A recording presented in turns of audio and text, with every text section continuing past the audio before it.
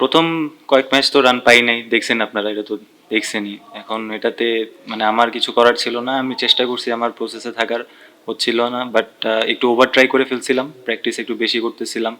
So but last 2 match একটা ব্রেকের পর ঢাকা আসছি, লাস্ট 2 ম্যাচ মেন্টালি ওয়াইজ খুব ভালো একটা স্পেসে ছিলাম।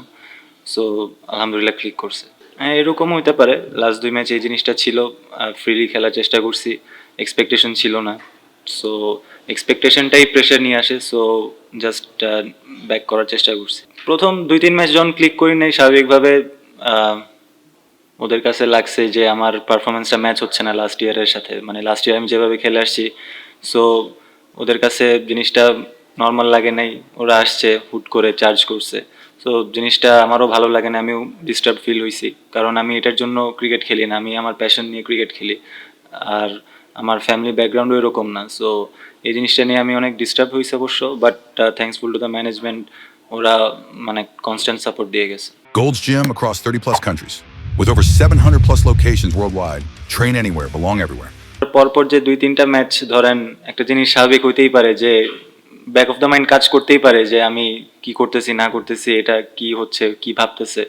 বাট একটা ব্রেকের পর চিন্তা করছি যে এগুলো তো আমার হাতে নাই, যেহেতু এরকম কিছু হয়েছে, বাট চেষ্টা করছি যে এখান থেকে বের হওয়া। সিলেটে আমি মানে ব্যাটিং নামার আগে ড্রেসিং রুমে ছিলাম, তখন আসছিল, আর তার আগের দিন রুমে আসছিল।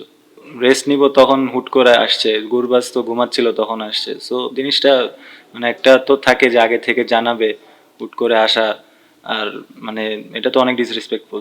ফোন দিয়ে গেছে, সরি বলতেছে। ওই সময় মিটিং তো না, রুমে আসলো, তারপর আসার পর কথা বললো, দেখলো, তারপর যখন কিছু পায় নাই তখন সরি বলে চলে গেছে। তারপরের কয়েকদিন কনস্ট্যান্টলি সরি বলতেছে। না, পরে মেবি আমাদের ক্যাপ্টেন মিথুন ভাই কথা বলছে, উনি জানাইছে ব্যাপারটা।